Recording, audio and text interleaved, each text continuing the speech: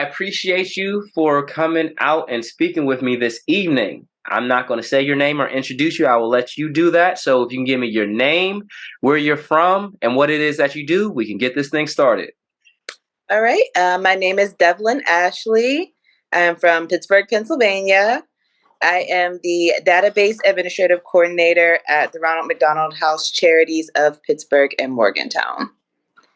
Okay. Uh, Okay. So we got to dive into that. So what does that mean? Like, explain to us what it is that what it is that you do. Give us like maybe a like, typical day. We want to dig into that some.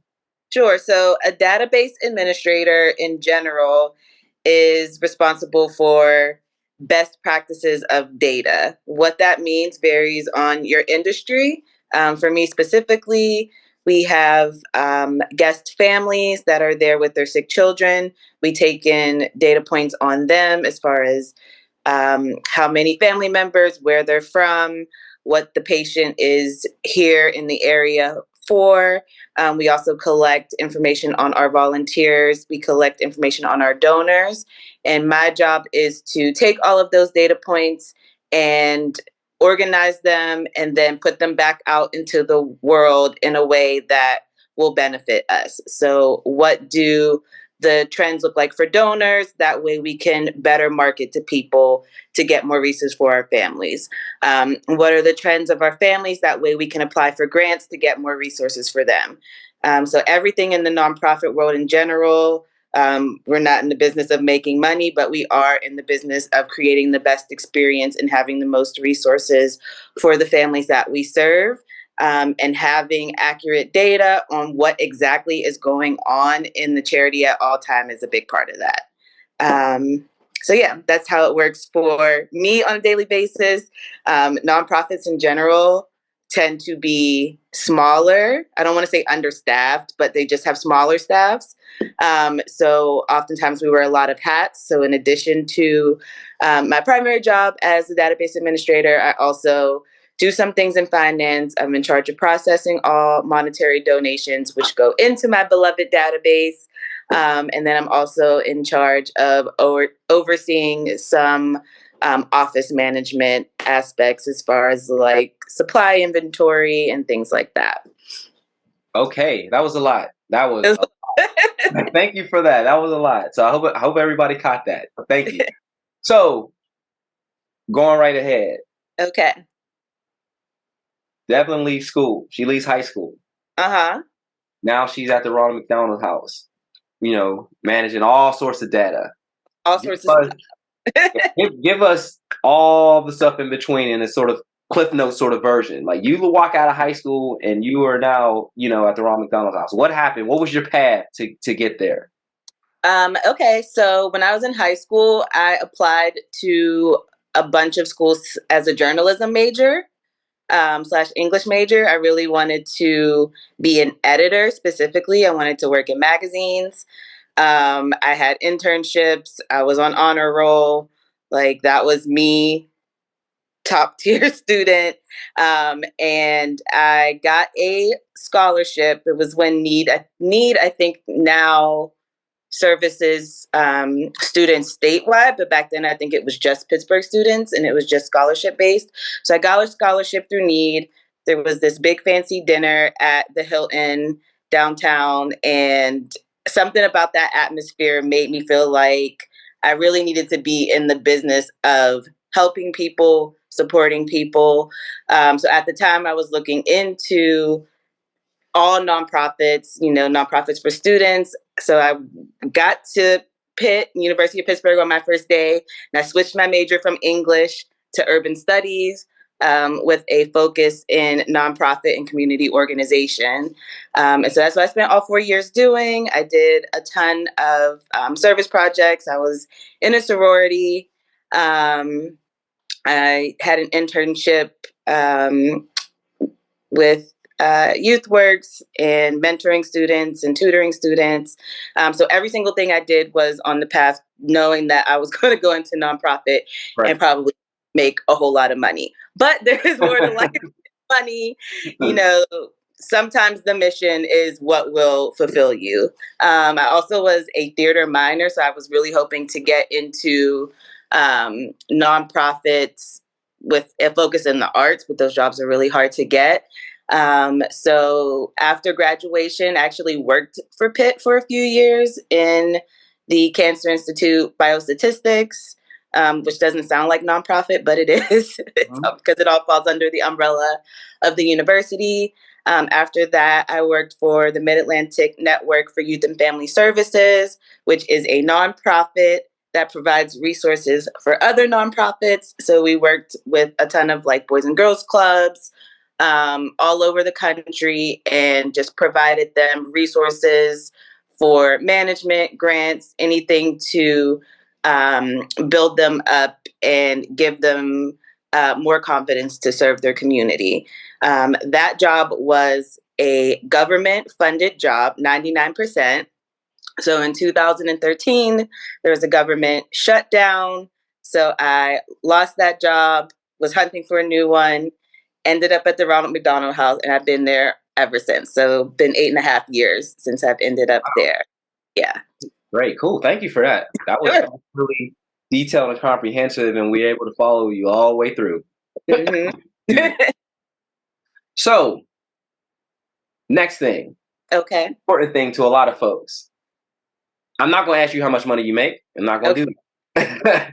But understanding your role, you touched on it some in terms of explaining to some smaller organizations and different things like that, and the nonprofit world not being focused on generating revenue for profits, but more so the revenue they're generating is for just to support, their operations. So with that, I know I understand that pay is a lot different than it is than you're going to work for a PNC, for example. So in your particular role, your industry, and your field, what is the sort of salary range that folks should be expecting to do the type of work that you do?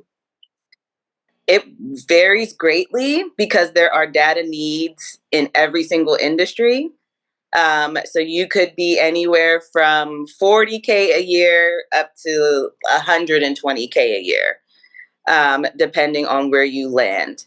I will say if you choose to go into nonprofit work or even something like a startup, salary, dollars in your pocket aren't everything. I have an incredible benefits package with incredible health insurance, dental, vision, life insurance, stock options, all that good stuff that buffers what I may not get in take home pay, as well as, the daily enrichment from knowing that I'm helping hundreds of families.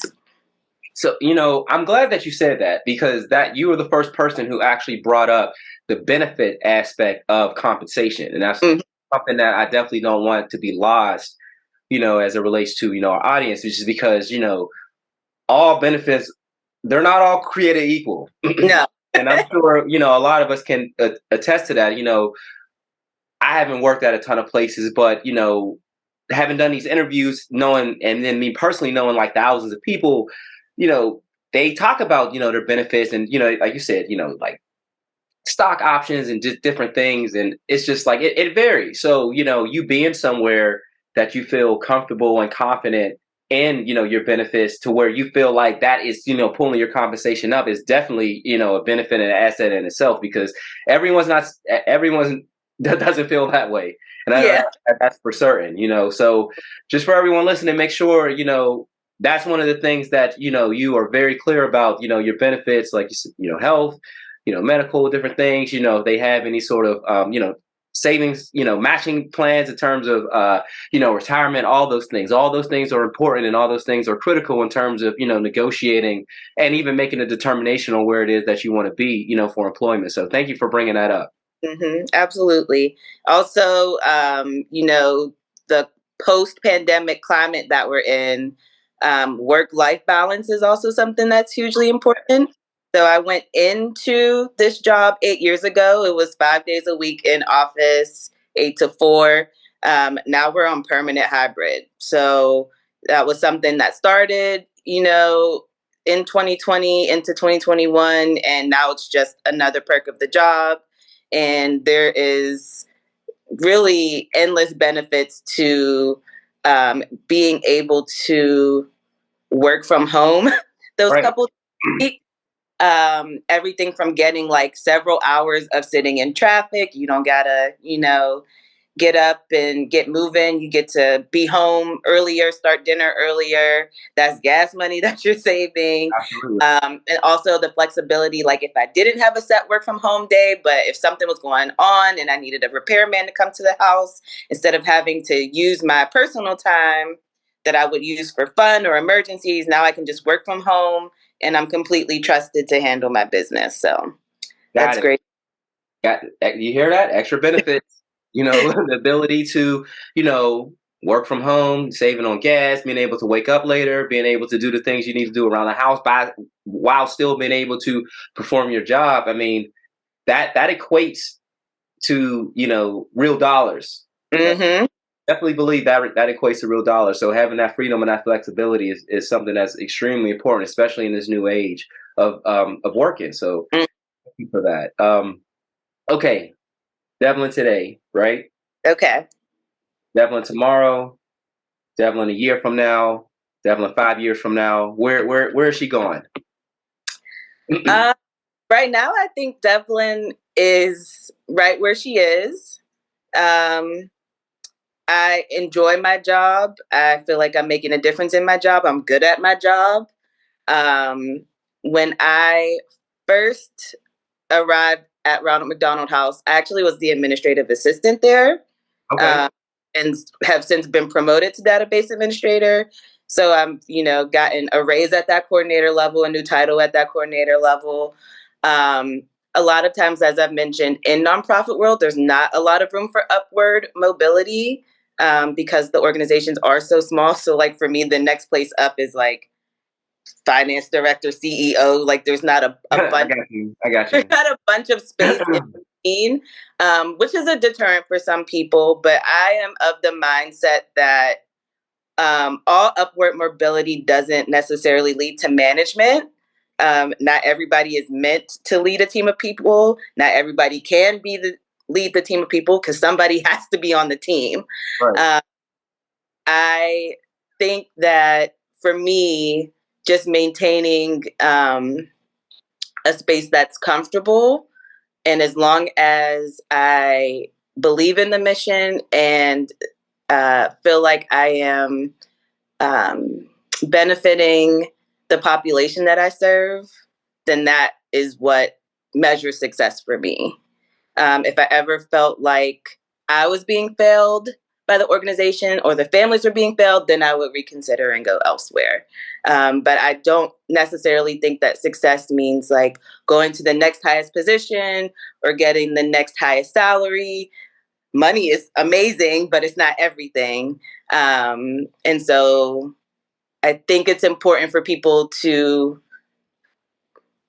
embrace the upward mobility, but realize that the hustle isn't everything, especially not for everybody. And that there are different ways to measure success is a point that I would want to drive home. I dig it. I dig it, and I think that will definitely that people should be able to relate to that. Just because everyone isn't necessarily driven by roles, by Mm-hmm. salaries, and different things like that.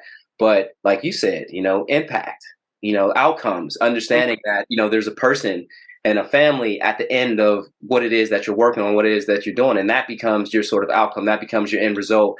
That becomes your perk. So Absolutely. to speak. So I dig in, and I definitely appreciate that perspective. So um, moving right along, got a curveball for you Okay. because you're a woman and you're a black woman. Yes, So what does that mean to you in your role, in your field, in your industry? Does it mean anything to you? it does. I think being black, being a woman, being a black woman, like all three are going to permeate every aspect of your life.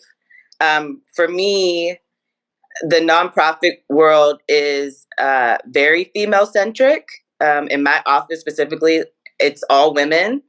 And then We manage 2 locations, so Pittsburgh and Morgantown. The Morgantown house has 2 male employees. So, like, out of 30 of us, there's 2 guys.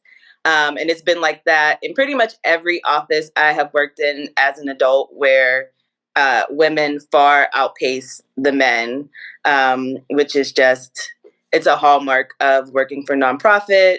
Not to be stereotypical, but, women tend to be a little bit more empathetic and be more willing to take on those roles, where we're in caregiving, as opposed to, we're sacrificing what we could be making in corporate dollars. Because, to be clear, I could be making a lot data, data processing in corporate. Got it. But yeah, so I think, like, as a woman, that has not been a hindrance for me in this particular field. Being a Black woman, on the other hand, I'm fortunate enough that my supervisor that I came in under, and who has been my supervisor this whole time, is also a Black woman. So there are specific experiences that I know I can take to her. And then my boss also is very much a proponent of mental health, of being inclusionary, and we have to take classes on unconscious biases and things like that, because not only will they affect us as individuals, but they also, again, affect the population that we serve. When you're working with the public, all types of families from all walks of life come through there. So I think I've been fortunate, where I don't feel like anything has hindered me through my identities, because I've been surrounded by very like-minded individuals, similar gender and race, who kind of can get where I'm coming from, or at least have the willingness to understand me. Got it. No, that's important. I mean, that's Yeah. important to understand, and to be aware of. So, and it's important that you you feel that you're in an environment to where that you can thrive, and those things aren't hindrances. So, Mm-hmm. definitely thank you for that. I got one more question, and it's pretty obvious just based on your enthusiasm and your passion about talking about this our whole entire time. But your role specifically as it relates to data, not even Mm-hmm. necessarily as it relates to the nonprofit sector, but just across the board. Is this a field? Is this a role that you would recommend someone pursuing? I do. I think it's definitely a role. I think when you're growing up, right, you hear of very big titles, right? It's like, oh, you want to be a doctor, you want to be a lawyer, you want to be a this or that. And you don't think about all those tiny office roles that make organizations go. Um, Data is something that is not for everyone. I realized that it was something that I had an aptitude for, even though I did not go to school for it specifically. In the process of training other people, I realized that things came intuitively to me that did not come intuitively to other people. So it's definitely something that takes a strong set of organization skills and a strong set of curiosity, like a willingness to sort of solve puzzles on your own, and be able to lead other people to sort of have the tools to solve puzzles on their own. Um, but it's a need that pretty much everyone has. And it's not just simple data entry, like, it's all types of reporting and things like that, report building, reporting out. So yeah, it's definitely something I would encourage people to go into. Think outside of the box in terms of, traditional uh, job roles, because there's so many different things, that make organizations kind of spin. And as a data person, you would be very, very essential, There because you go. people wouldn't know what's coming in or out without you. you know? Dig it. I dig it. No, I hear you. And then whenever you first mention it, and when you start talking about the things, it's just got my mind to metrics and different things like that, and just some of the tools that organizations use. I mean, you're using it to, like you said, project uh, the numbers and different things like that, for donors. But just those same numbers, and you think about the private sector, it's just talking about the productivity and the health of the actual business. So I get it. I understand. So Yeah. good stuff. Good stuff. That's all I got though. So I don't know if there's anything that we left out or anything that you would like to, drop us with before we conclude, but the floor is yours. Nope. I just hope that people are, browse job sites, browse, descriptions, be a little bit more open minded about the types of roles that are out there and see where your strengths can fit in. It's my only piece of advice. Well, I appreciate that advice, and I appreciate everything that you provided us, with this evening. So thank you once again for your time. It was wonderful, and good luck with everything that you're doing. Doing some wonderful things, impacting, make some differences in people's lives, and that's always commendable. So thank you so much. Absolutely. All right, Thank thank you. Take care. Bye. All right.